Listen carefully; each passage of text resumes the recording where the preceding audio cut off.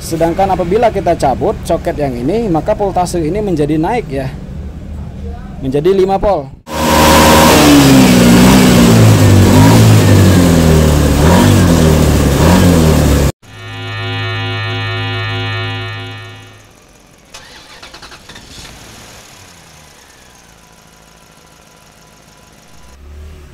Assalamualaikum warahmatullahi wabarakatuh. Ini kedatangan motor Beat FI yang starter kasar dengan kendala motornya ini tidak mau menyala ya.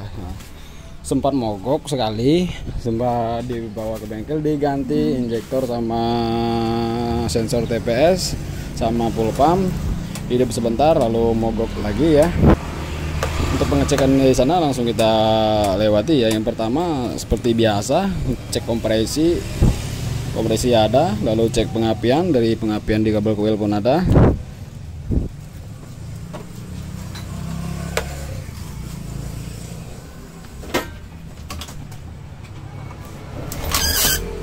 Pengapian ada besar ya, pengapian besar, lalu cek kompresi sudah dipastikan ada, pengapian ada, lalu kembali ke pengecekan bahan bakar. Untuk bagian bahan bakar, pengecekan di motor injeksi yang pertama, cek di bagian full pump dulu ya. Tekanan full pump harus sesuai standar, kalaupun kurang tidak boleh jauh-jauh ya, minimal 30 PSI. Standarnya itu di 40 PSI. Coba untuk di motor ini kita cek tekanan full pumpnya itu di 42 PSI, malah terlampau ya, malah biasanya kalau rotak yang KW emang sering begitu, tekanannya lebih dari yang standarnya ya, itu tidak masalah. Untuk di bagian full pump, di bagian injektor karena ini udah baru tapi tadi sempat saya buka, untuk semprotannya itu masih bagus ya. Injektor sudah baru, sensor TPS sudah baru, throttle body sudah dibersihkan sebelumnya, tapi ini motor masih belum mau menyala ya. Untuk pengecekan motor injeksi tanpa menggunakan alat scanner itu, kalau kita mau pengecekan manual itu yang penting kita tahu dulu ya, tahu dulu cara kerja dan fungsi-fungsi seluruh komponen-komponen itu ya, insya Allah pengecekannya bakal mempermudah ya. Di sini kita jumper dulu untuk mengetahui histori, apakah ada di sini, apakah ada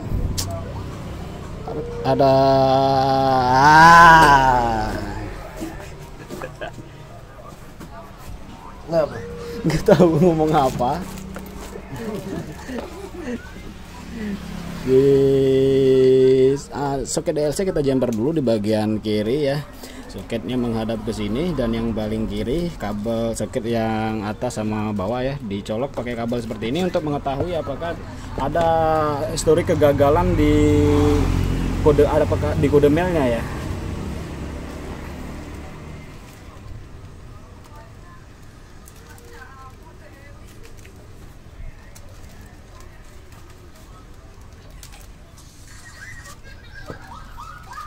Sudah di jumper seperti ini, lalu nyalakan kontak.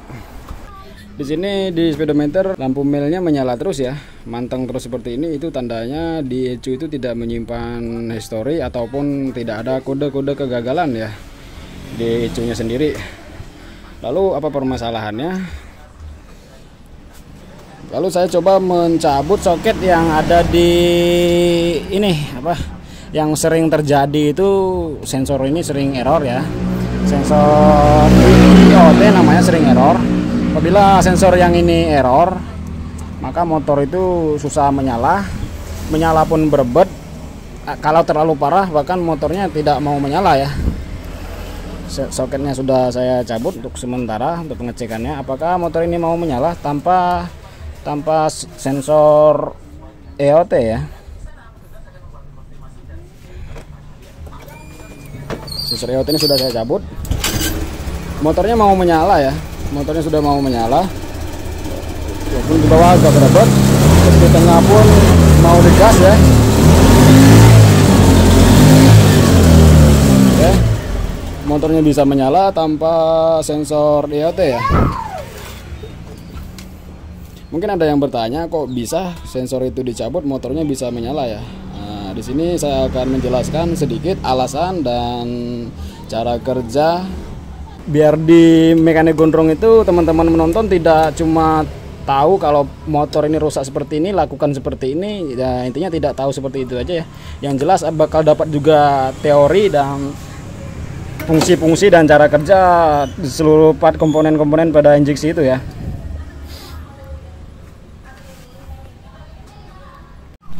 Berarti sudah jelas ya permasalahan motor ini ada pada sensor EOT ya. Tapi jangan dulu ponis sensor EOT-nya yang bermasalah, atau jangan dulu buru-buru mengganti sensor EOT-nya sebelum kita itu memastikan dulu apakah arus itu benar-benar normal atau memang sensor EOT-nya yang bermasalah ya. Cara pengecekannya itu ada banyak cara ya, seperti salah satunya seperti ini ya.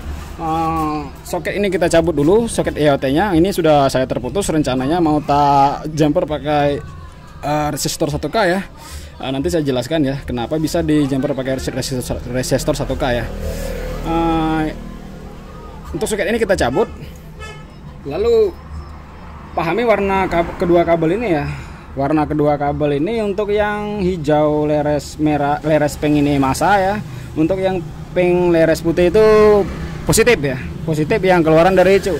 Untuk yang positif keluaran dari ECU ini apabila ini tidak terhubung ke sensor EOT-nya, maka tegangannya adalah 5 volt ya yang keluar dari ECU ya.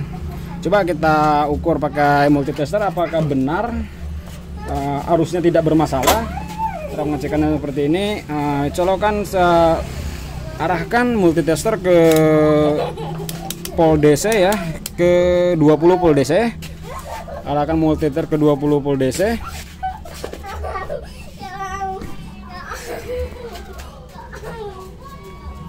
Ini ya.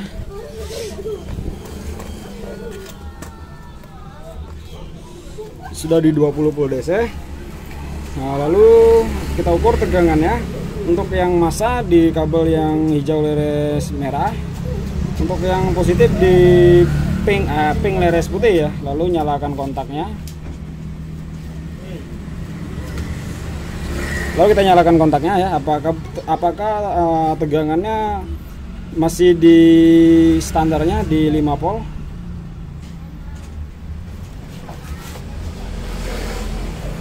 Dan tegangannya pun masih di standarnya ya. Intinya arus yang masuk ke sensor EOT itu masih normal, tidak ada masalah di perkabelan ataupun dari ECU-nya ya. Di sini masih terbaca 4,76 volt, itu kurang lebih 5 volt ya. Kurang lebih 5 volt. Nah, untuk menjawab pertanyaan yang tadi, kenapa kok soket ini dicabut motornya bisa nyala dengan normal? Cara kerjanya seperti ini ya. Sensor EOT itu adalah penghambat ya. Penghambat sama aja seperti barang ini ya. Barang ini yang disebut resistor. Resistor itu adalah penghambat ya. Jadi sama fungsi tapi beda cara kerja ya. Kalau sensor EOT ini sendiri benar dia berfungsi sebagai penghambat arus, tetapi di sensor EOT itu bisa berubah ya, bisa berubah resistansinya berdasarkan suhu yang didapatkan pada oli mesin ya. Apabila suhu dingin maka resistansinya akan naik. Apabila dikasih suhu yang panas maka resistansinya akan turun ya. Sedangkan resistor ini walaupun di suhu dingin ataupun panas, resistansinya bakalan tetap ya. Contohnya seperti resistor ini, saya menggunakan resistor 1K. Resistor 1K ini walaupun kita rebus sekalipun tetap ukurannya di 1 kilo ya. Di 1 kilo. Walaupun di posisi dingin sekalipun tetap ukurannya di 1 kilo ya, tidak akan pernah berubah. Nah, di saat kondisi sekarang kita ukur di saat ininya tercolok ya, di saat soket resistor soket EOT-nya tercolok ke EOT, lalu kita ukur tegangannya lagi ya. Untuk yang bagian massa sudah saya jumper kabelnya, itu soket kabel yang massa. Dan untuk yang positif di sini ya. Lalu saya nyalakan kontaknya, kontak saya nyalakan. Untuk voltasenya di 2,35 ya, di 2,35 ya. Ini hampir mendekati normal ya sebenarnya, di 235. Intinya seperti ini. Semakin besar voltase yang dikirim dari kabel sensor EOT ini ya, maka semakin lama juga durasi buka tutup dari injektor ya. Semakin besar juga, semakin banyak juga debit bahan bakar yang dikeluarkan dari injektor ya. Semakin kecil voltase yang dari kabel yang ini, maka semakin sedikit juga yang dikeluarkan dari injektor ya, bahan bakar yang dikeluarkan dari injektor. Lah kenapa di saat sensor iotnya bermasalah, lalu kita cabut soket sensor iotnya, motornya bisa jadi normal ya. Di saat soketnya terpasang ya, voltasenya menjadi 2,336 volt, itu pertanda voltasenya turun, berarti debit bahan bakar yang dikeluarkan dari injektor juga turun ya. Sedangkan apabila kita cabut soket yang ini, maka voltase ini menjadi naik ya, menjadi 5 volt. Jadi teorinya seperti ini, apabila soket ini dicabut, kabel yang ini voltasenya naik, maka ECU pun memerintahkan injektor mengeluarkan bahan bakar lebih banyak lagi ya. Makanya setelah ini dicabut, bahan bakarnya keluar dari injektor jadi lebih banyak, makanya motor langsung bisa menyala ya. Untuk yang kedua, kita harus tahu dulu tahanan dari sensor iot ini ya. Di normalnya sensor iot ini ya, tahanannya untuk resistansi yang masih normal itu di 1500 ya, atau di 1,6K ya, 1,6K atau 1,5K ya. Coba kita ukur untuk resistansi sensor iot yang sekarang ya, yang di motor ini. Kembali ke 2K ininya, kita balikan ke 2 kilo ohm, lalu kita ukur untuk tahanannya.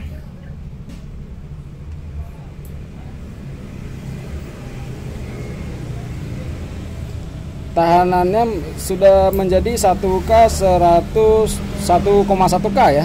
Sedangkan normalnya itu 1,6 atau 1,5 ya. Nah, di sini sudah menjadi 1,1. Intinya tahanannya itu sudah berkurang ya.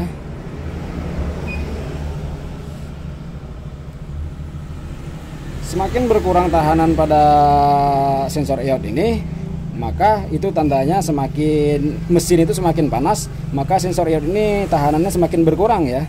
Apabila tahanan dari sensor iot ini semakin berkurang, maka voltasenya semakin turun ya, kebalikannya.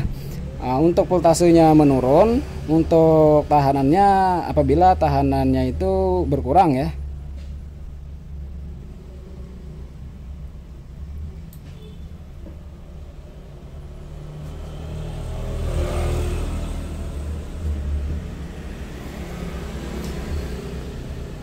Jadi kita mengakali motor ini gimana caranya agar tahanan resistansi dari sensor iot ini bisa mendekati standarnya ya, mendekati yang normal, walaupun tidak seakurat yang aslinya ya, setidaknya mendekati. Jangan terlalu banyak kurang seperti ini. Apabila kurangnya terlalu banyak seperti ini, maka di posisi mesin dingin seolah-olah sensor ini sudah panas ya. Jadi ECU itu walaupun posisi mesin ini dingin, ECU itu sudah memerintahkan injektor untuk mengurangi debit bahan bakar yang keluar ya. Jadi motornya, sedangkan motor yang kondisi mesin dingin seperti ini, motor itu untuk di awalan butuh bahan bakar yang lebih banyak ya. Makanya diciptakan untuk motor karburator itu ada cok ya. Ada cok manual. Di saat mesin pagi-pagi mau dihidupkan, susah hidup, kita bisa menarik coknya agar bensinnya lebih banyak keluarnya ya. Untuk di motor injeksi ini semua sudah diatur dengan sensor-sensor ya. Nah, lalu di motor ini di saat mesin dingin, ECU pun sudah memerintahkan ke injektor untuk mengeluarkan bensin lebih sedikit aja ya, karena di sensor ini sudah seolah-olah sudah panas ya, padahal sensornya yang bermasalah ya, bukan mesinnya yang panas. Cara mengakalinya menggunakan resistor 1K ya. Coba kita ukur dulu untuk resistansi dari resistor ini. Untuk resistansinya 973 ya, hampir 1K ya, kurang 3 lah. Kita anggap ini 1K ya, untuk menambah tahanan dari ini ya, dari sensor iot ya. Sensor iot yang tadinya tahanannya itu 1,1, sedangkan normalnya 1,6, lalu kita tambah dengan resistor yang 1000 ini, maka tapi ini tekanannya akan menjadi terlalu besar ya. Seharusnya resistornya kalau ada yang 500 ya. Oke teman-teman, dan untuk resistornya sudah saya sambung. Untuk cara menyambungannya seperti ini ya. Ini kabel yang positif, kabel positif yang menuju ke sensor EOD ya, kita potong, lalu kita tambahkan resistor seperti ini ya, kita sambung menggunakan resistor seperti ini. Lalu kita ukur lagi tahanannya ya. Yang perlu diingat lagi ya, tahanan normalnya itu adalah 1500 atau 1600 ya. Coba kita ukur.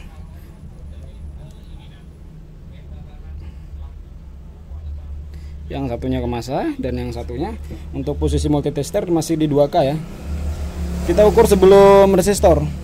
Kita ukur sebelum resistor untuk tahanan yang aslinya, yang sebelum kita tambah resistor. Sebelum resistor itu 1100 ya. Itu pertanda itu masih kurang ya, tahanannya masih kurang, resistansinya. Lalu kita ukur setelah resistor. Setelah resistor tahanannya menjadi 1700 ya, 1700. Ini lebih mendekati normal ya. Normalnya itu 1600 atau 1500 ya. Lalu kita coba nyalakan motornya, apakah bisa menyala dengan normal ya.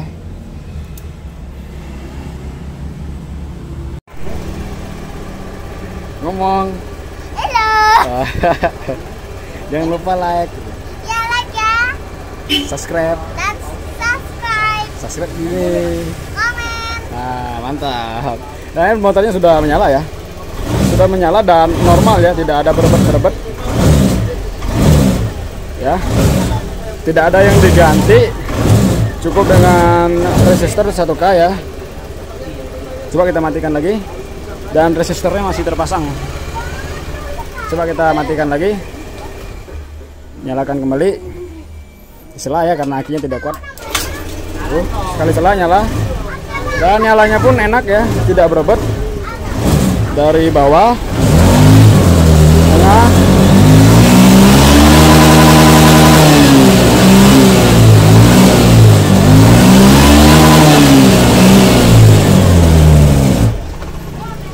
oke mantap ya.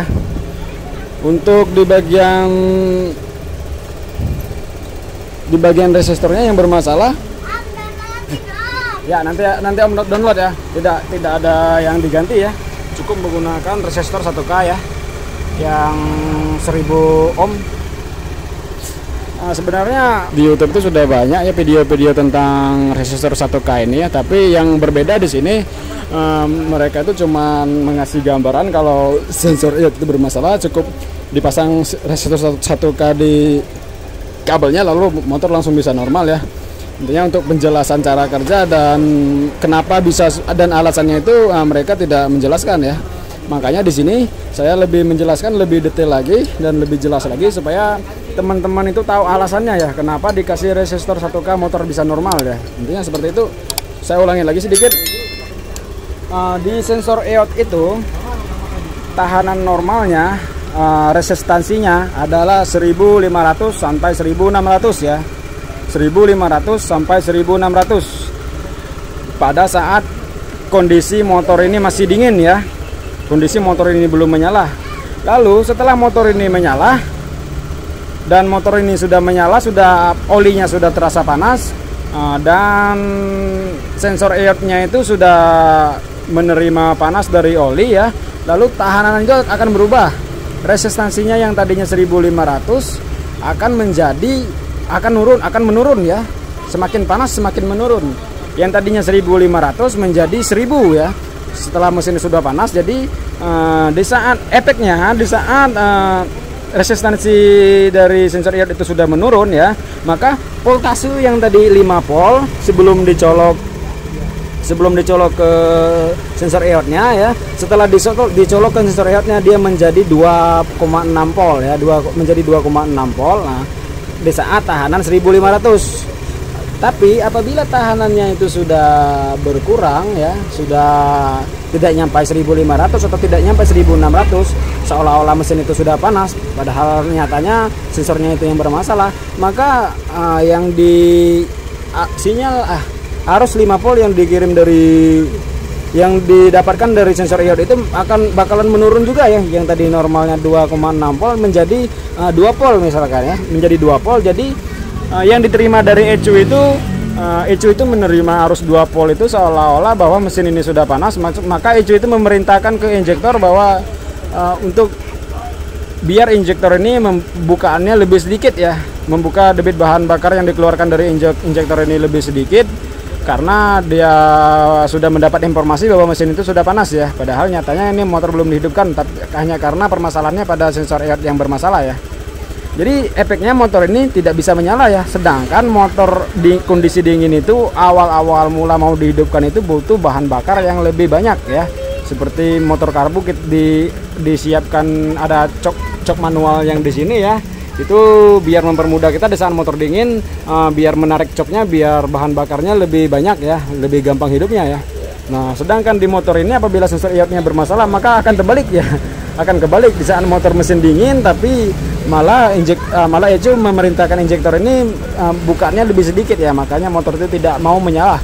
Motor itu mau menyala pun pasti bakalan berbet ya. Jadi cara mengakalinya seperti itu. Gimana caranya biar tahanan dari sensor EOT itu mendekati 1500 atau 1600 ya. Nah, karena tadi sudah 1100, maka kita kurangnya tinggal 700 atau 600 ya. Maka saya pakai kan resistor yang 900 ya. Tidak nyampe 1000. Saya pakaikan resistor yang 900, maka hasilnya sudah mendekati ya. Tadi setelah saya ukur hasilnya itu 1600 lebih ya. Mendekati standar ya. Intinya itu tidak ada masalah, dan pengakalan seperti ini saya jamin aman ya. Saya jamin aman, tidak ada masalah. Tuh, nyalakan.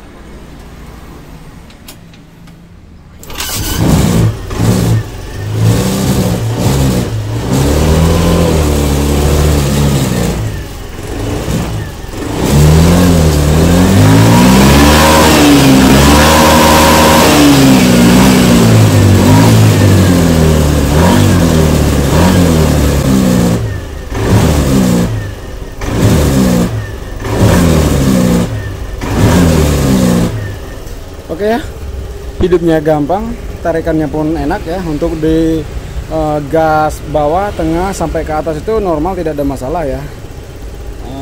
Kemarin kenapa sempat diganti injektor, sempat diganti sensor TPS, dan sempat diganti rotak ya. Tapi motor bisa nyala, tapi cuma sebentar doang ya.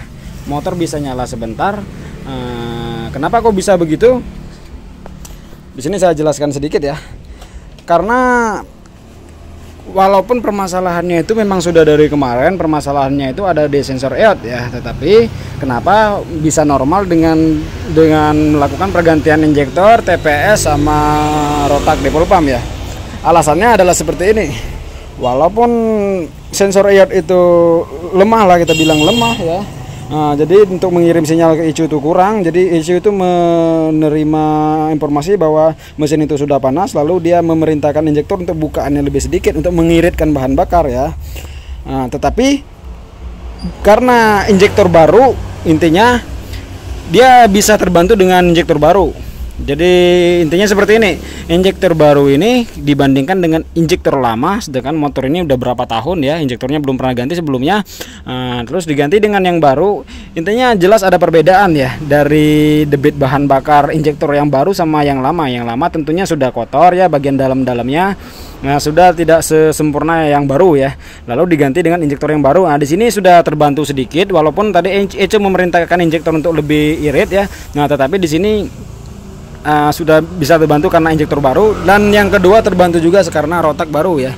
Karena rotak baru tekanannya itu untuk yang kemarin mungkin tekanan itu di bawah 40 ya, karena motor ini sudah lama ya, di bawah 40 PSI. Nah, dengan diganti yang baru maka tekanannya juga naik ya. Lalu diganti rotak baru, diganti injektor baru. Jadi bahan bakar itu walaupun ECU memerintahkan untuk irit ya, tetapi masih mampu lah buat hidup ya. Jadi ceritanya motor ini kemarin walaupun sudah diganti banyak, sudah habis duit banyak, motor hidup tetapi masih belum normal ya. Untuk di gas awal itu masih agak blebek-blebek ya di awalnya. Tapi karena si ininya sudah bingung ya, dan yang punyanya pun sudah lumayan habisnya, jadi memutuskan untuk membawanya pulang ya. Tetapi belum selang beberapa lama motor mogok kembali, lalu dibawa kemari. Setelah dicek ternyata permasalahannya ada di sensor EOT ya. tanpa perlu pergantian part-part yang lain, dan kita pun tidak mengganti sensor EOT-nya ya, cukup diakalin dengan resistor 1K dan motornya bisa hidupnya enak kembali, normal kembali, dan tidak ada kendala ya. Di RPM bawah, tengah, atas itu normal ya. Saya rasa cukup sampai di sini video ini ya. Apabila penyampaiannya kurang jelas dan kata-katanya kurang jelas ya, mohon dimaklumin ya. Dan apabila teman-teman suka dengan video-video seperti ini ya di channel Mekanik Gondrong ini, silakan tekan tombol like-nya ya, lalu komentar di bawah, silakan mau bertanya tentang apa aja, insya Allah saya jawab ya. Dan yang paling terpenting lagi, untuk mendukung channel ini biar bisa lebih berkembang, jangan lupa subscribe ya, biar saya makin bersemangat untuk bikinkan tutorial-tutorial lainnya tentang teknik sepeda motor ya. Terima kasih. Assalamualaikum warahmatullahi wabarakatuh.